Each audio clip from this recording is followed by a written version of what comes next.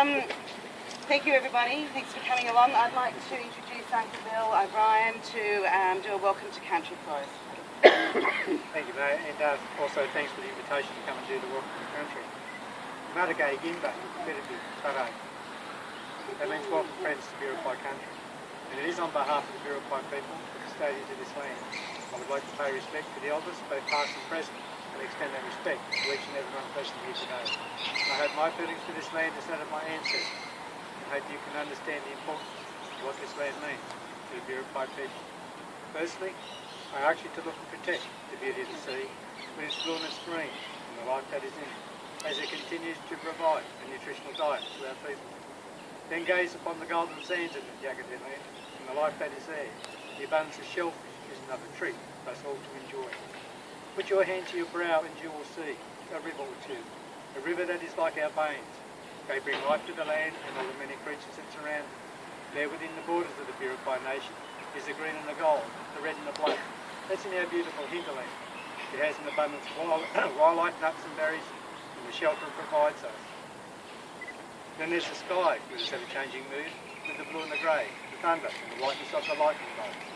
In the mornings they're reds, orange and yellows, and now and then they may be painted mauve or pink. And if for some reason you happen to miss it, don't worry too much, as it's repeated for you just before dusk. There are the ever-changing clouds and sometimes none at all, and the colours of the rainbow is such a sacred thing. Yes, we are the custodians of this great and beautiful land, handed down from our forefathers. So I seek to help with my brothers and sisters to maintain the trust of our ancestors and care for our culture and the land. Yeah, when we get too old to run, it is then we will pass on our land and culture to a much younger one. But to the young, make us proud, grow strong and get the best education we can. Listen to the elders in their words of wisdom. It is because of their wisdom and their sacrifices you now have a choice. And we hope your choice will always be a wise one, as this will ensure the future of the Biripi nation. Shum, let it go, let it do. That means come, you're welcome. Thank you.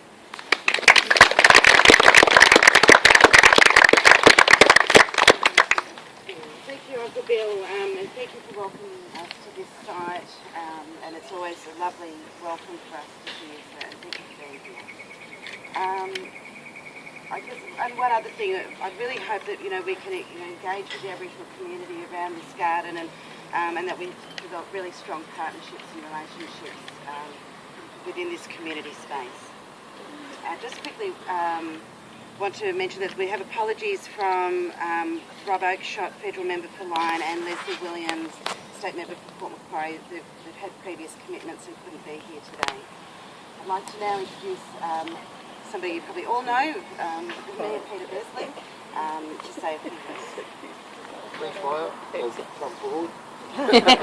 You've heard of the man with the golden gun. Well, this is the mayor with the golden shovel. I got this given to me by the Lions Club, and as you can see, it's brand new. It hasn't been used, so it's actually a real pleasure to be able to use this on the lost plot. And I know some people would think that I lost the plot quite a few years ago, but this is an important milestone for our community. This is our first community garden, and I think that's a fantastic thing. Everyone here, I really don't need to harp on about the benefits of the community garden to everyone here, because I think everyone here understands and appreciates what those benefits are. And it's more than just getting out and about and being healthy, doing some physical activity. It's the social benefits, it's the social networks that come from this, from people working together to achieve something, and to see the fruits and vegetables of their labours. I think it's a fantastic thing. It's something there should be more of, and I, for one, am really proud as a councillor to, along with all the other councillors who supported this. So, from a council perspective, you have the full backing of council to get on and make this a beautiful area. For too long, this has been hidden away. It won't be hidden away any longer. It'll be there for everyone to utilise and for the public to enjoy. It was interesting when Maya actually prepared me a whole range of notes, so I appreciate that, Maya. Not reading any of them. But I was actually looking through from, there was a history of the community garden, starting back in 2009 and going through to where we are now. Now, it's easy for people to look at that and suggest, well, hang on a sec, that's not really a good reflection of council. We've been trying to do this since 2009. I actually look at it the opposite way. This is an example of where there have been challenges thrown up before us.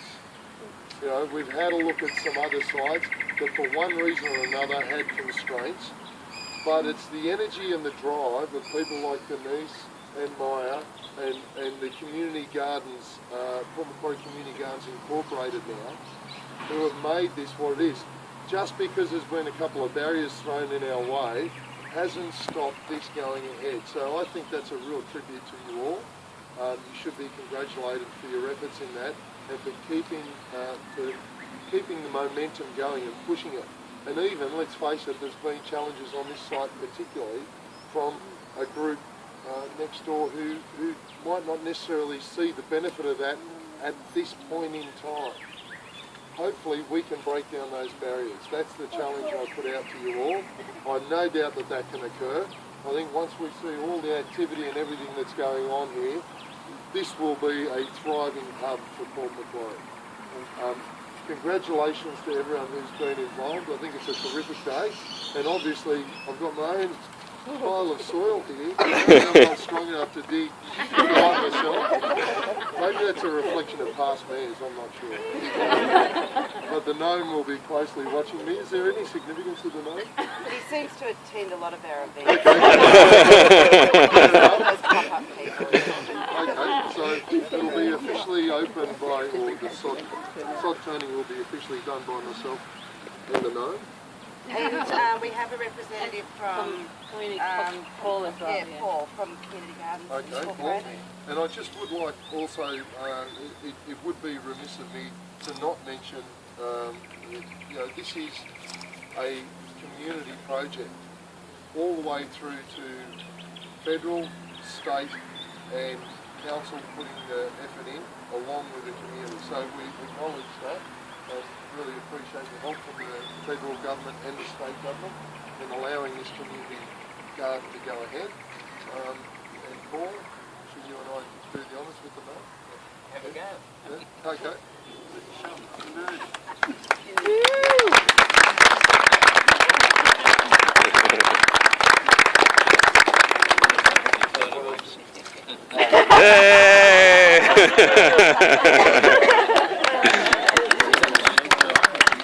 You didn't actually turn a sod. No sod was turned. I think the challenge is on. Come on, get in the plane. Come on. Turn a sod. There we go. Hey!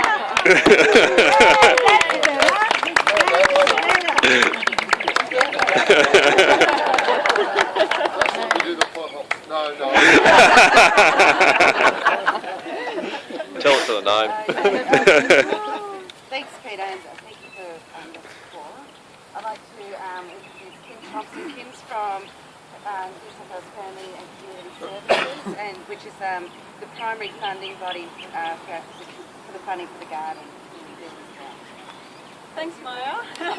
I'd also like to thank Uncle Bill. I was driving down here this morning. I live up near Coffs Harbour, and I was thinking, I bet Uncle Bill's going to be there and give a lovely welcome to country. And I always enjoy hearing Uncle Bill welcome us to beautiful Port Macquarie and Burpie land. So, and it's such great weather today. Great gardening weather to get out there. So. The Department of Family and Community Services has funded this project out of our Community Builders grants. It's one of our community strengthening projects. We believe strongly in grassroots projects, very much like this one. We have a number of different community gardens that are across the region funded under Department of Family and Community Services from one bucket or another. I have actually been involved in the Besseling Community Garden over about the last 10 years. And our community garden there has been instrumental in getting a whole heap of things off the ground, and they're kind of like the hub of the community. They have this really positive vibe. Out of that out of their community garden, they've been able to develop food boxes and markets and all kinds of different things. And so it's really exciting, you know, to be here right from the very beginning and to see this one and literally see it grow. And it's really exciting to see people of all ages, because what I really love is mums and their children learning from, you know, older people in the community about, you know, healthy food and how to look after kids, and not just mums but dads too, and I think that's really, really important. So I'd like to acknowledge Denise and Maya and all the great work that they've done, and council for, you know, contributing the land and things like that, because without those partnerships in the community, these kinds of projects wouldn't happen. So thank you for inviting me along today, and I just cannot say how excited we are that this project is being handed over to, you know, an incorporated organisation such as Community Garden, you know, from council. And, you know, that's what it's all about. It's about, you know, government saying, here you go community, this is yours now, you grow it and water it and look after it, and that's really exciting. So thank you, and best of luck with your community garden.